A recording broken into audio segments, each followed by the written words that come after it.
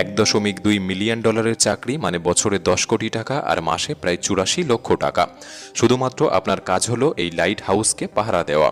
আপনার কি সাহস আছে এই চাকরি করার? আপনাকে প্রেশার দেওয়ার জন্য কোনো বস এখানে থাকবে না। আপনি যখন খুশি ঘুমাবেন, ঘুম থেকে উঠবেন, প্রকৃতিকে অনুভব করবেন এবং মাছ ধরবেন, খাবেন দাবেন এবং নিশ্চিন্তে ঘুমাবেন। শুধুমাত্র আপনার কাজ হলো লাইট হাউসের উপরে থাকা এই বাতিটি সঠিকভাবে কাজ করছে কিনা বা ঠিকমতো জ্বলছে কিনা তা পর্যবেক্ষণ করা। আর এতটুকু কাজের জন্য আপনাকে মাসে 84 লক্ষ টাকা দেওয়া হবে। কিন্তু দুর্ভাগ্যবশত এই চাকরি কেউ করতে চায় না। পৃথিবীর সবচেয়ে ভয়ঙ্কর চাকরিগুলির মধ্যে একটি হলো এই জুমন লাইট হাউসকে পাহারা দেওয়া, কারণ এটি সমুদ্রের মাঝপথে এক ভয়ঙ্কর জায়গায় অবস্থিত। সর্বপ্রথম এই চাকরি করার জন্য আপনাকে একটি ফর্ম পূরণ করতে হবে এবং কিছু শর্তাবলী মানতে হবে। এখানে কাজ করার সময় কোনো ব্যক্তি আপনার সাথে যোগাযোগ রাখবে না। আপনি সম্পূর্ণ একা থাকবেন এবং সবচেয়ে খারাপ বিষয় হলো এই অঞ্চলে সবসময় ভয়ঙ্কর সামুদ্রিক ঢেউ দেখা যায়, যে সামুদ্রিক ঢেউ টাওয়ারের 10 মিটার পর্যন্ত উঁচুতে উঠে আসে। যখন তখন আপনার জীবন চলে যেতে পারে। এই ফটোটি একটি রেস্কিউ অপারেশন চলাকালীন সময় তোলা হয়েছিল, যেখানে দেখা যায় লাইট হাউসের 3 পাশে জল ঘিরে রয়েছে।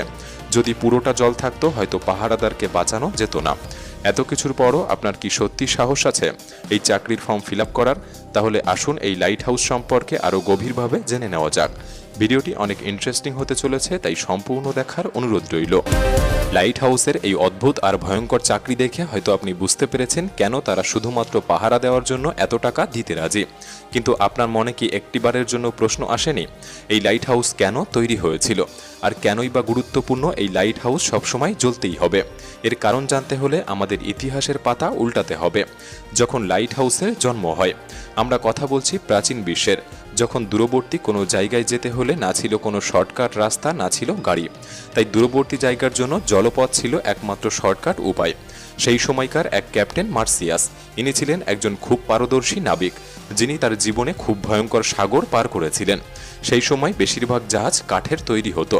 ক্যাপ্টেন একদিন এক অন্ধকার সমুদ্র পার করছিলেন। ঠিক তখন তার জাহাজ নিচের পাথরে ধাক্কা লাগে এবং একটি ছোট ছিদ্র হয়ে জাহাজ উল্টে যায়। যথারীতি এই ক্ষতি বিশাল অঙ্কের ছিল। তাই এই ঘটনার পর ক্যাপ্টেন মার্সিয়াস ভাবতে থাকে এর থেকে বাঁচার উপায় কি থাকতে পারে, যা থেকে এই ধরনের বিপদ ঘটার আগেই একটি জাহাজ সতর্ক হতে পারে। তবে এটি ছিল শুধুমাত্র একটি সমস্যা। আপনারা হয়তো জানেন সমুদ্র কত বড়, যা প্রশান্ত মহাসাগর সম্পর্কে জানলেই অনুমান করা যায়। আপনি যদি 7টি মহাদেশকে একত্র করে প্রশান্ত মহাসাগরের সাথে পরিমাপ করেন, তাও প্রশান্ত মহাসাগর বড় হবে। এটা তো সামান্য ব্যাপার। আপনি যদি 5টি চাঁদকে একত্র করে পরিমাপ করেন, তাও প্রশান্ত সাগরের আয়তন বেশি হবে। তাহলে অনুমান করতেই পারছেন প্রশান্ত মহাসাগর কত বড়। আগেকার সময় নাবিকরা যখন খোলা সমুদ্রে যাত্রা করত, তাদের কোনো অনুমান থাকতো না পরবর্তী বন্দর কত দূর বা কোন রাস্তা দিয়ে ওই বন্দরে যেতে হবে।